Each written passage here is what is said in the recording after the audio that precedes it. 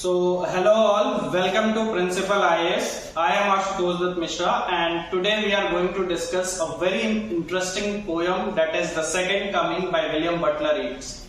देखिए ये जो आपका ऑप्शनल का पार्ट है उसी में उसके सेकंड पार्ट में ये पोयम आपको डिस्क्राइब है। विलियम बटलर ईट्स को आपको पढ़ना है और विलियम बटलर ईट्स की सेलेक्टेड वर्क्स जो है वो आपको पढ़ने हैं।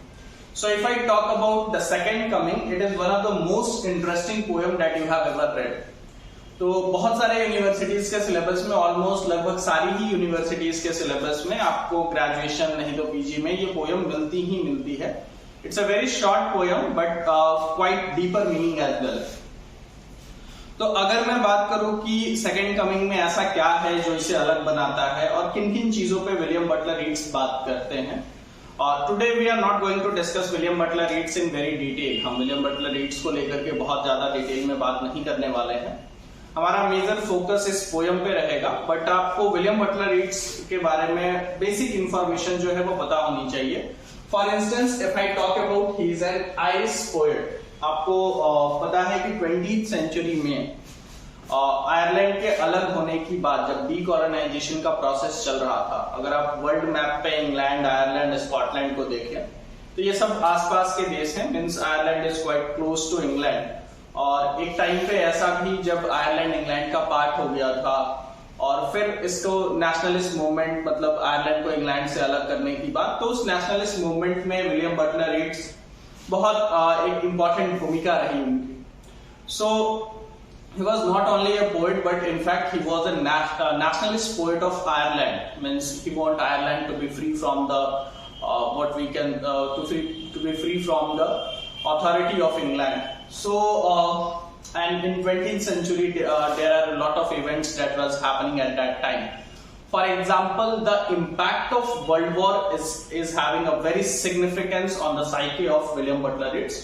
Not even on the psyche of William Butler Yeats, but almost all of the poets pertaining in that era. तो उस एरा में जो लोग भी रह रहे थे उनकी साइकोलॉजी पे वर्ल्ड वॉर का बहुत ज्यादा इम्पैक्ट पड़ा, ये आपको समझना होगा। And that is what it is. Second coming is nothing but the psychological impact on the mind of William Butler Yeats of world war first. क्योंकि अगर आप इसकी पोजिशनिंग देखेंगे तो वर्ल्ड वॉर अगर आप वर्ल्ड वॉर 1 समझें तो ये 1914 से लेकर के 1918 तक हुआ, ये आप सबको पता होगा। 1919 में ये पोयम विलियम बटलर ईट्स लिखते हैं। तो 1919 में ऐसा क्या हुआ, मतलब 1919 में ये जब पोयम लिखी जाती है तो इस पोयम में वो क्या बात कर रहे हैं। एक मेलांकोलिक टोन आ जाता है, एक फिलोसॉफिकल टोन आपको दिखता है।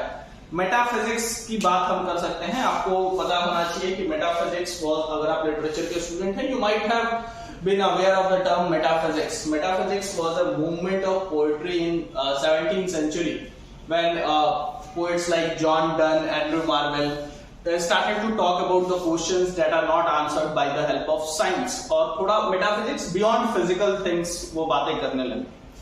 तो आपको इस पोयम में भी थोड़ी सी फिलोसॉफिकल अप्रोच दिखेगी, रिलीजियस अपसर्ज वाली चीजें दिखेंगी कि रिलीजन की तरफ थोड़ा सा झुकाव दिखेगा। तो ये सारी बातें जो है वो इस पोयम में है। I am not going to talk about the literal meaning of this poem. मैं आपको थोड़ा सा ये बात समझाने की कोशिश करूंगा कि what are the points that you need to notice while studying this poem.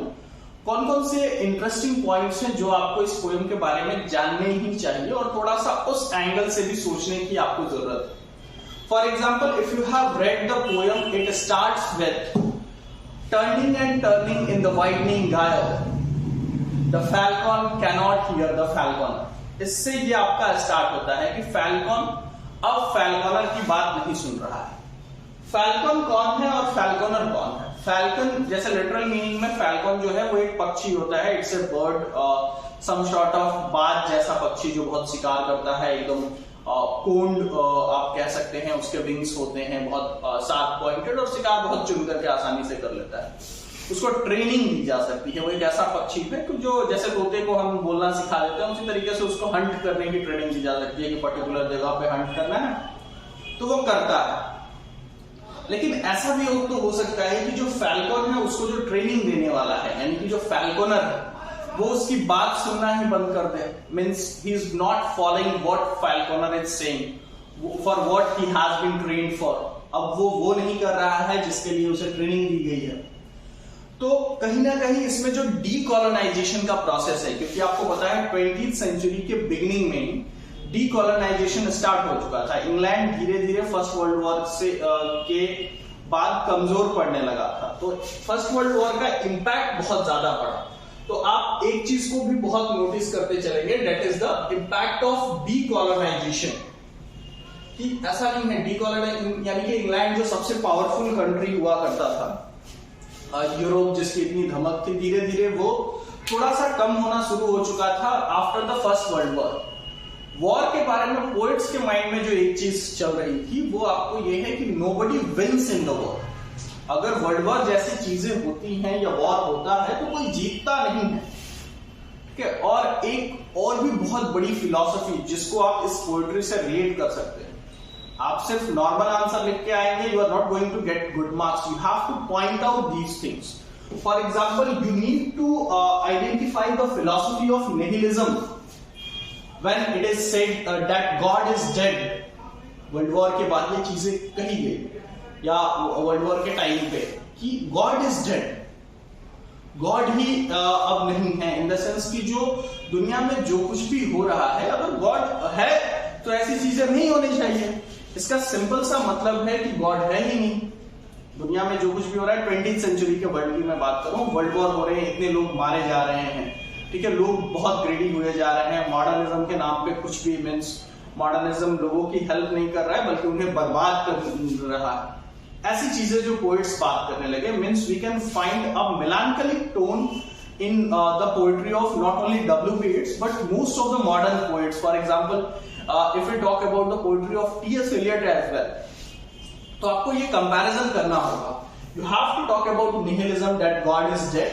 This we can found an impact of this philosophy in the poetry of W.B. Yeats as well. अब एक बात समझिए, जो incarnation की जो philosophy है, it is not found in Christianity. Incarnation की philosophy Christianity में नहीं है। आप अवतारवाद का जो सिद्धांत है वो नहीं है, उसके बावजूद सेकंड कमिंग कह रहे हैं। सॉरी, मैंने अभी तक आपको सेकंड कमिंग का मतलब इलैबोरेट नहीं किया, क्योंकि मैं ये मान के चल रहा था you might have heard something the meaning. जो बेसिक मीनिंग है वो तो आपको पता होगा, that is second coming is about the second coming of Jesus Christ. वो ये मान चल रहे हैं कि दुनिया इतनी बदतर हो चुकी है, the centre cannot hold, ये वो कह रहे हैं कि centre cannot hold, mere anarchy is everywhere. हर तरफ जो है वो बस अनार्की ही है, अनार्किज्म की बात कर रहे हैं, ये वाला पॉइंट जो आप देखेंगे। तो अब ऐसा है कि गॉड को आना जरूरी है, मतलब जो गॉड को दोबारा से अवतार लेना होगा, यानी कि इस फिलॉसफी गॉड इज डेड वाली जो फिलॉसफी है, इसके साथ साथ वो ये भी कि अवतारवाद पे आ जा रहे हैं, यानी कि इनकारनेशन पे। और जिस तरीके का सिंबॉलिज्म या जिस तरीके की इमेजरी वो क्रिएट कर रहे हैं हमारे माइंड में, इट इज समहाउ कि किस तरीके के जो गॉड आएंगे वो कैसे होंगे, तो it resembles with the Narasimha incarnation of Hinduism. Hinduism में जो नरसिम्हा अवतार है कि वो शेर का जो बॉडी है वो इंसान की होगी, और जो एक तरीके से जो फेस है वो लायन का होगा। तो इस तरीके से वो सेकंड कमिंग की बात कर रहे हैं कि इस तरीके से गॉड आएंगे, यानी जीसस क्राइस्ट वापस से आएंगे, the Christ will come once again, ठीक है। What? For the betterment of the society, for the betterment of the world, कि इस वर्ल्ड के बेटरमेंट के लिए जीसस क्राइस्ट वापस आएंगे। That is what W.B. Yeats is trying to say. And why it is necessary? Because things fall apart. ये देखिए, ये वही लाइन है जहां से चाइना एक्बे ने, ठीक है, उन्होंने वो पूरी की पूरी नॉवेल लिख दी, थिंग्स फॉल अपार्ट। तो things fall apart मियर the centre cannot hold, चीजें बिखर गई हैं, सेंटर होल्ड नहीं कर पा रहा है। Who is the centre? Europe is the centre and Britain is the centre, and what we call it England is the centre, because it is England, it is Britain. ये terms अलग अलग है, मैं आपको समझाऊंगा कैसे। So it was Europe which was holding everything that was happening throughout the world. means not only politically but in fact socially and economically as well, economically and ideologically as well, पूरी दुनिया पे अपना प्रभाव बना रहा था, but now it is not holding.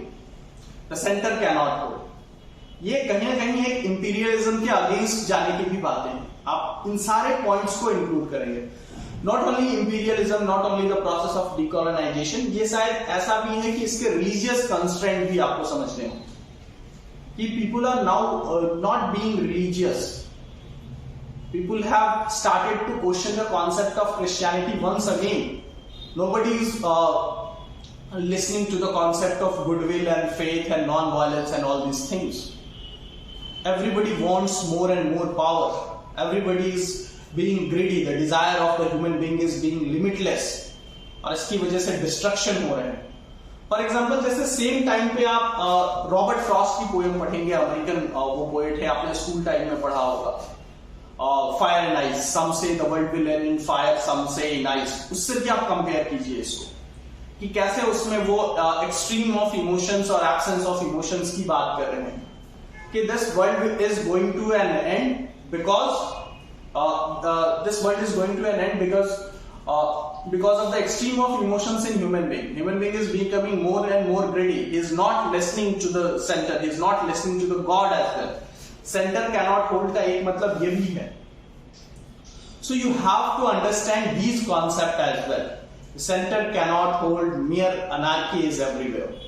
Center इस चीज को होल्ड नहीं कर पा रहा है और हर तरफ जो है वो अनार्की ही अनार्किज्म है. मतलब एक तरीके से चीजें बिखरी हुई हैं. Things fall apart and the center cannot hold. Mere anarchy is loosed upon the world. पूरी दुनिया पे मतलब nobody is going to remain in the system of government, the system that has been made by the God itself. तो God के भी लोग नहीं सुन रहे हैं. एक ऐसा टाइम आ गया है. The ceremony of innocence is drowned. What does it mean? जो ह्यूमन की बेसिक चीजें हैं कि इनोसेंस उसके अंदर होना चाहिए, फेथ होना चाहिए, this is not happening with the modern man. ये सारी बातें वे कह रहे हैं. एंड नाउ अगर आप इस पोयम को बांट के देखें तो we are having two stanzas in this poem. इस पूरे पोयम में दो स्टैंजा है. पहला पार्ट जो है वो ये समझा रहे हैं. First part is basically about the problem and second part is about the solution. However, most of us cannot be agree with the solution, with the part of the solution that Keats is trying to give us. Okay, it is not so much convincing even nowadays. But the problem is there. Problem तो है कि चारों तरफ anarchy है. Problem को देखने का एक दूसरा पर्सपेक्टिव भी हो सकता है.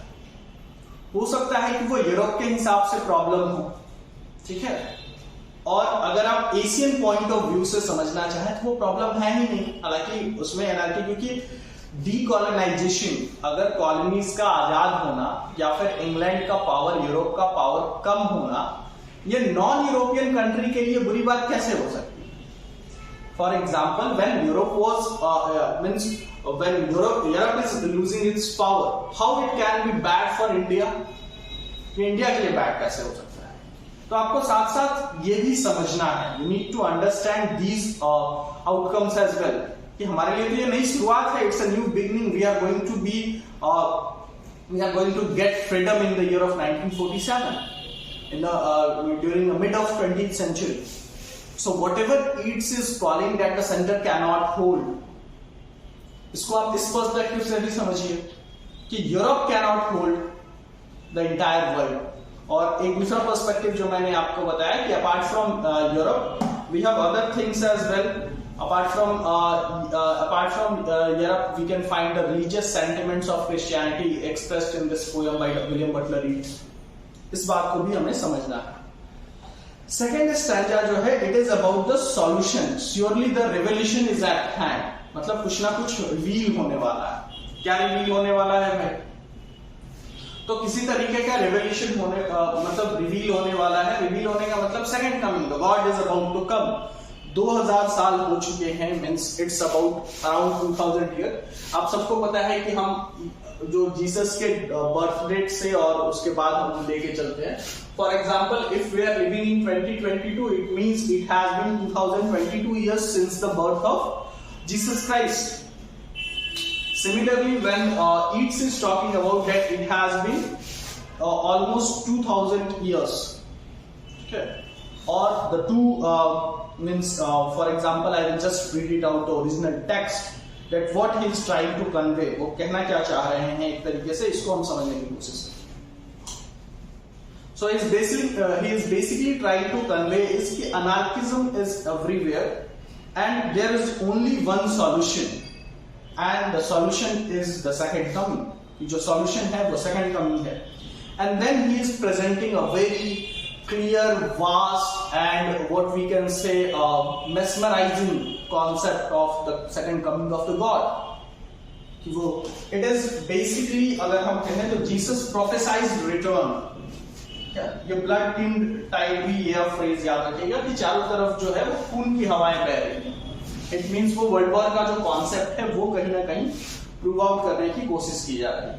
नरसिम्हा अवतार को उन्होंने डिलीट किया है and this is also from the frustrated modern man, ये जो मैंने लिख रखा है. तो this is trying to present the view of frustrated modern man as well.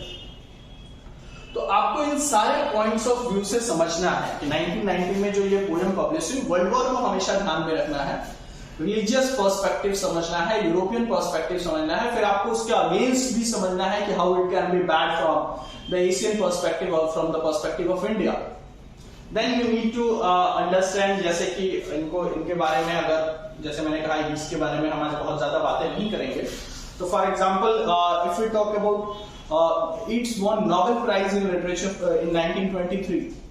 तो ईट्स बहुत बड़े पोएट हैं, ईट्स के बारे में हम डिटेल में बात करेंगे कभी बहुत अच्छे से. बट आप इस पोएम को पढ़ें और फैल्कन और फैल्कोनर वाला जो कॉन्सेप्ट है वो भी समझिए कि मतलब जो चीज जो लोगों की बात सुनते थे अब कोई किसी की नहीं सुन रहा है. Everybody wants to stand against the nation, against other nation. Every nation wants to become more and more powerful because after all there is always the concept of power and liberty. ये concept भी याद समझिए.